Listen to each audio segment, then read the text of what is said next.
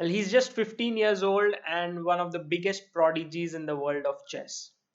Prodigy is a word that, if you associate it with Nihal, doesn't seem right anymore. He's 2600 plus GM in classical time control, and when it comes to Blitz, he's considered even by the best players in the world as one of their equals. That's how good Nihal is at Blitz, and at recently he beat Magnus Carlsen. Now, Carlsen was playing on one of the streams of Chess 24 in his normal Banter Blitz sessions. And what Carlsen does is, over a period of an hour, he plays against various opponents. I think towards the end of the stream, Nihal was maybe the second last opponent. And when Magnus got to know that he's going to play against Nihal, his first reaction was that this is going to be really a tough challenge for him. In fact, he considered himself to be a less of a favorite than his opponent. That just speaks how strong Nihal is. Now, so here's a boy locked down in Kerala. Because of the coronavirus, and the world champion from his home in Norway, and the two indulged in this epic blitz game. So let's get down to it and see how Nihal came out on top. Nihal opened the game with one d4, and Magnus played the King's Indian defense after knight c3, bishop g7, e4. He went castles, provoking Nihal to go e5 when after knight e8. He will break the center with d6. This is well known. So Nihal played the move h3, d6, bishop e3, c5, knight to f3, cd4, knight d4, b6. And here actually Nihal played a very nice move, and this is something which you can learn from. So take your time here. What should white play? Yes, so bishop e2 is definitely a possible move, but after bishop b7, you have to do something about your e4 pawn. So you may have to play f3, and then combined with h3. So here, if you go f3, these two don't go so well together. All the dark squares get a little weakened. So that's why what Nihal did was, instead of bishop e2, he played g3 with the idea of bishop g2.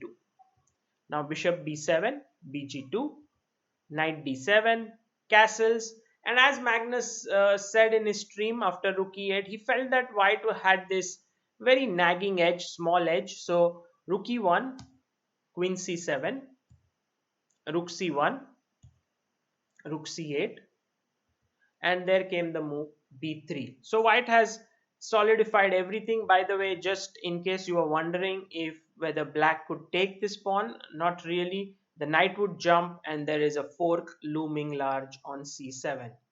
So that's the reason why rook c8 was played, and after b3, queen b8. This is a typical hedgehog structure for black, where he is slightly passive but at the same time quite solid. So these are like, he's going to place his pawn on a6 and e6, and then these are like the spines of the hedgehog. So if you come near, they are going to hit you. So Nihal has to be careful. He simply built up with queen d2, a6, and now his next move I don't like very much. He played bishop to h6. Not completely illogical, but in such a structure you really don't want to exchange that dark squared bishop, I feel. But how do you continue? Well, there are several ways. One is to perhaps put your king on h2, looking for f4 move. Also uh, g4 with the idea of expanding on the king side comes to mind. So these could be possible, but Nihal went bishop h6. And now I think here's your first question of the game. How should black actually equalize here? It's a very nice way in which black can equalize.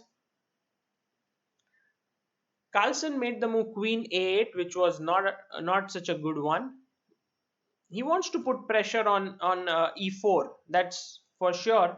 But the problem is that Nihal was able to maintain control.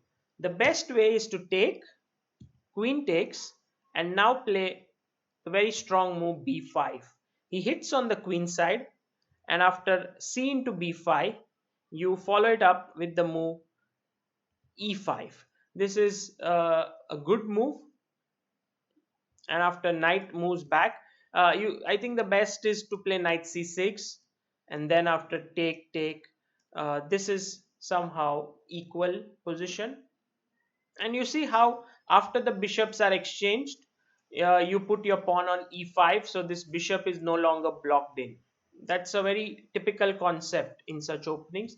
Nde2, and now ab5, and white cannot really win that pawn because after knight c5 this is weak, and black is going to win back the pawn with a very good position. So Magnus should have played that, but he went queen a8, and now Nihal had a nice move, which was knight to f5. You can't take this piece because queen g5 would be curtains, so you must take on h6, knight h6, king g7, g4 when white is better. Okay, Nihal took bishop into g7, king g7, and now came knight d5. Once again, rook c d1 looked preferable. Nihal went knight d5, and Magnus played e6, pushing the knight back or offering an exchange, to which Nihal felt that okay, if the knights are exchanged, he loses his edge. So he went back to c3, knight came to c5, queen e3, good move.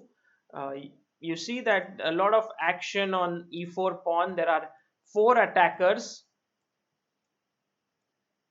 and there are four defenders here. So 1, 2, 3, and 4. Rook c d8, rook c d1, h6. Carlsen was just trying to make some moves. Nihal was also building up, and now finally the world champion lashes out with the move d5. And usually in the hedgehog, the move d5 signifies something very important. Either black has equalized completely or he's landed up in a bad position. In this particular situation, it's the latter because Nihal goes e5, attacking the knight, and the knight has to jump in to e4. Knight takes, and now pawn takes is kind of forced. If you take with the knight, then after bishop takes, pawn takes, queen f4, there's this threat of queen f6, and black's position is just falling apart. So de, and now the knight is jumping to d3, uh, and it looks like black is doing really well. But I like how Nihal played here. He played rook e d1, and then after knight d3, he went knight to e2. His plan was to just go knight c1 and exchange this strong knight. But I think white had a stronger move at his disposal here. So try to take a couple of minutes to think what should have what should white have played here.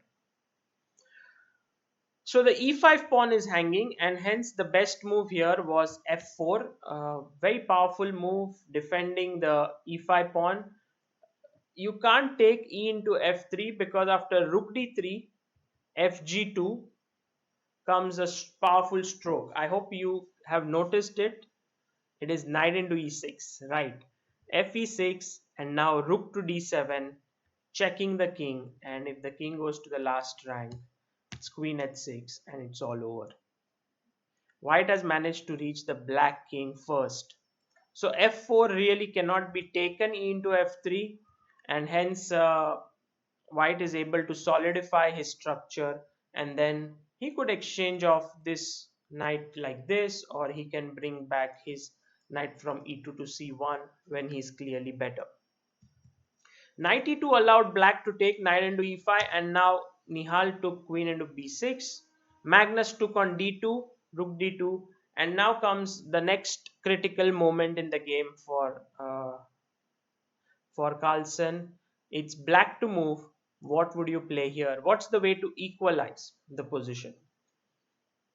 So Carlsen had in mind the move e3, and his logic was that after queen into e3, g2 is hanging. But what he missed, not before making the move, but like a couple of moves back, was that if bishop g2, queen into e5 loses the piece on e5. So that's the reason why He didn't go for this move with e3, which is correct, but he could have actually prepared this with knight into c4, and after b into c4 you go e3, rook attacked, bishop b7, e into d2, threatening to make a queen, knight c3, queen d8, queen b2, and somehow white is holding on, but black really has some dangerous initiative here. I think the position is around equal, but this is what Carlsen should have done. He should have taken on on c4 and then pushed e3. Queen b8 was played in the game, and now Nihal starts to turn the screws. Knight c3, f5, and now you move in rook d6, threatening the e6 pawn, king f7, and here Nihal had a very powerful move at his disposal. Let's see if you can find it. It's white to move. What do you play? Yes, now both the players were down to like something like 30 seconds. Nihal played queen d4, but actually queen c5 was much stronger. This knight really doesn't have a good square to go to, and you don't want to move it somewhere here because after rook d7 check and then queen d4, it's going to be really difficult to defend. So queen d4 directly had the problem that knight c6 was possible. If you went queen c5, then knight c6 would simply lose two pieces for a rook. Queen d4, knight c6, queen c5, and here I think Carlsen commits his a very big error. He goes queen to c7. He should have played rook d8 when after take on c6, take queen e5. Black is worse, but is still fighting in the game. So queen c5, queen c7, and now it's over to you. You are in Nihal's shoes. You have to beat the world champion. How do you do that? Nihal found this brilliant move, knight to d5, attacking the queen, and in this position, uh, he took Magnus took, because if he doesn't take he doesn't really have a move. Also threats are, rook d7 check if the queen moves away. So he took here, and now Nihal very quickly recaptured CD, but actually he should have taken with the queen. And if you look carefully now, there are 1, 2, and 3 squares to go to, but all of them lose. For example, king e7 is lost because of rook e6, king f8, and rook g6, which is very strong. White just mates. And if king g7, you have rook d7, and if king f8, it's the same thing. You take on g6 with a winning position. So cd5 wasn't the best, and now Magnus is pushed to the wall. You are now in Magnus's shoes. What do you do here as black? Carlsen is an amazing defender. He found the move rook e5 with just seconds on his clock. Now he's pinned this queen here, and Nihal. Now it's actually the match is boiling up. Black is a piece up, but somehow this knight is pinned like this. This pawn is pinned in this way, and Nihal plays this brilliant move, bishop f1. I think here is where the class is seen of this youngster. That in spite of so much pressure, he keeps things intact and he plans to get his bishop to c4. Brilliant play. I think this is a star move of the game. Magnus went queen e7 again, keeping control. He understood that this is a good move, and now Nihal jumped with bishop c4, which is looks tempting, but was a mistake. He should have taken rook c6, bishop c6, queen c6. When black, the worst is over for black, white can still hold on. So it's around equal compensation for white. But bishop c4 was a critical error, and now black to move. How does black seal his victory here? Well, black has many ways to seal his victory. First of all, knight a5 looks strong. Knight d4 looks good. All of this is absolutely great. But What Carlsen did was he just had a blackout moment. He played e3, and you know what's happening. Nihal just picked up, and that's where Magnus said, "Oh my God, I just missed this check from the bishop." And once the king moves, there in came rook to d7, pinning the queen and the game. Um well, that's how Nihal won. I think it was a very, very intense and interesting game. For me, I think the very big excitement was reached here where everything was pinned and then Nihal found this move Bishop F1, which was really high class stuff. And also Magnus played really well. But in spite of Carlsen doing so well, yet Nihal coming out on top just shows what a great blitz player is. And today he was playing against Adipan in a match in a I think some 16 game match, and Nihal won 12-4. So you are just getting a taste of what is to come in the years in future. Nihal is going to be a monster of a chess player, and we can't wait to see that. This is Sagar Shah signing off. Hope you enjoyed this game analysis.